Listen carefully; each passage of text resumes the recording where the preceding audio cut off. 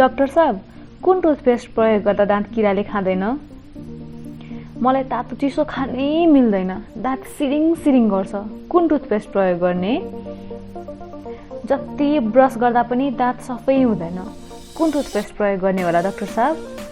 यी हुन् हामी डेन्टिस्टहरूलाई सबभन्दा धेरै सोधिने प्रश्नहरू र यही प्रश्नहरूको जवाफ लिएर आज मैले यो भिडियो बनाएको छु।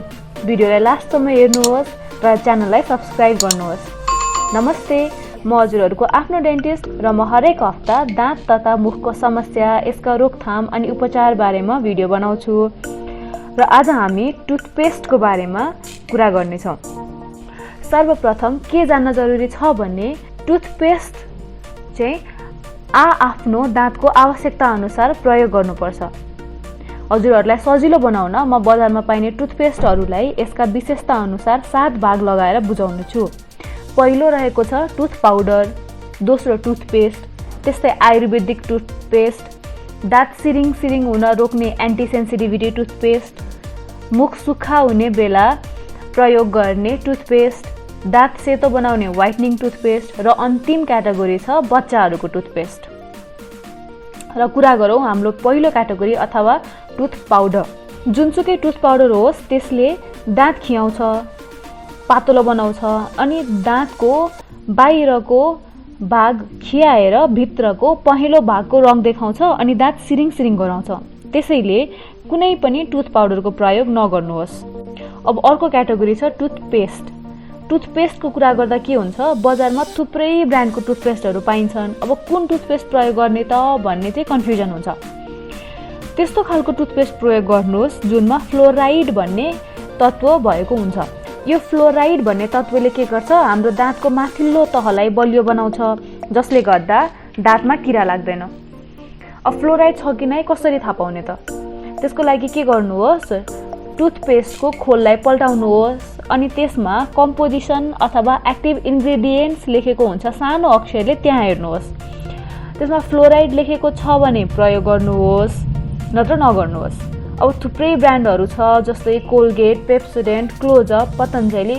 यो जुनसुकै ब्रान्डहरू हजुरहरूलाई त्यसको स्वाद मनपर्छ भने जुन चाहिँ ब्रान्ड युज गर्दा पनि हुन्छ, तर त्यसमा फ्लोराइड भएको हुनु पर्यो।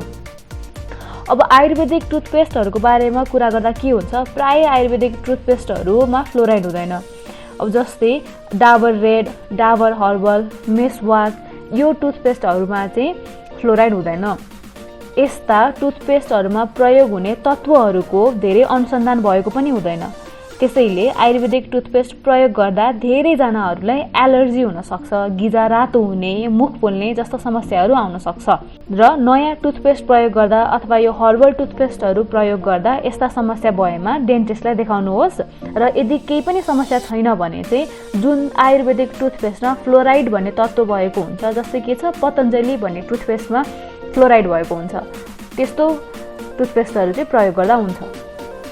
अब यो त भयो दाँत अथवा मुखमा केही समस्या नभएको मान्छेले प्रयोग गर्ने टुथपेस्टको बारेमा। अब दाँत तातो चिसो खाँदाखेरि सिरिङ सिरिङ हुन्छ भने त्यस्तो व्यक्तिले कस्तो टुथपेस्ट प्रयोग गर्ने त? बजारमा त थुप्रै एन्टी सेन्सिटिभ टुथपेस्टहरू पाइन्छ। यसमा पनि उही कुरा हो, जुनसुकै एन्टी सेन्सिटिभ टुथपेस्ट प्रयोग गर्नुहोस्, कम्पोजिसन हेर्नुहोस्, त्यसमा फ्लोराइड छ भने प्रयोग गर्नुहोस्। अब बजारमा पाइने टुथपेस्टहरूमध्ये Sensodyne, Himalaya sensitive, Colgate sensitive, Pepsodent sensitive expert, यस्तो एन्टी सेन्सिटिभ टुथपेस्टहरूमा चाहिँ फ्लोराइड भएको हुन्छ। त्यसैले यो टुथपेस्टहरू चाहिँ प्रयोग गर्दा हुन्छ। अब यो एन्टी सेन्सिटिभ टुथपेस्टहरूमा के हुन्छ, यसमा पोटासियम नाइट्रेट भन्ने तत्त्व हुन्छ। त्यो तत्त्वले चाहिँ दाँत सिरिङ सिरिङ हुन कम गर्छ। अब एउटा महत्त्वपूर्ण कुरा के हुन्छ, दाँत सिरिङ सिरिङ हुने कारणहरूको बारेमा भन्नुपर्दा दाँत किराले खाएमा अथवा गिजामा केही समस्या भएमा अथवा दाँत बेसरी माझेर दाँतको सतह खिँदै गएमा पनि दाँत सिरिङ सिरिङ हुन्छ। अब यस्तो समस्या भएर दाँत सिरिङ सिरिङ भएको छ भने यो एन्टी सेन्सिटिभ टुथपेस्ट मात्रै प्रयोग गरेर हुँदैन, यसको उपचार पनि गर्नुपर्छ। त्यही भएर डेन्टिस्ट भत्तामा गएर के कारणले गर्दाखेरि दाँत सिरिङ सिरिङ भएको हो पत्ता लागेर त्यसको उपचार गरिसके पछि पनि सिरिङ सिरिङ हुन्छ भने अनि यस्तो टुथपेस्टहरू चाहिँ प्रयोग गर्दा हुन्छ। अब हजुरहरूमध्ये कतिजनालाई चाहिँ दाँतको रङ सेतो बनाउने बजारमा पाइने टुथ व्हाइटनिङ टुथपेस्टहरू प्रयोग गर्नुहुन्छ। यस्ता बजारमा पाइने व्हाइटनिङ टुथपेस्ट ले के गर्छ टुथ पाउडरले जस्तै दाँत खियाउँछ। त्यसैले यस्ता व्हाइटनिङ दाँत सेतो गराउने टुथपेस्टहरूको प्रयोग सकेसम्म नगर्नुहोस्। डेन्टिस्टकोमै गएर दाँत सफा गराउनुहोस्। र यदि हजुरहरूको पहिलो दाँतको समस्या छ भने दाँत सेतो र चम्किलो बनाउने टुथपेस्ट, यसका घरेलु तरिका अनि डेन्टिस्टकोमा प्रयोग हुने प्रविधिको बारेमा सम्पूर्ण जानकारी भएको एउटा भिडियो मैले पहिले नै बनाइसकेको छु। माथिको आई बटनमा पनि छ अनि तलको डिस्क्रिप्सनमा पनि छ, हेर्नुहोस्, उपयोगी हुनेछ। अर्को हुन्छ मुख सुक्खा हुने मान्छेले प्रयोग गर्ने टुथपेस्ट, जस्तै बायोटिन, कोलगेट प्रेभिडेन्ट। यस्तो टुथपेस्टहरूमा कम केमिकलको प्रयोग भएको हुन्छ।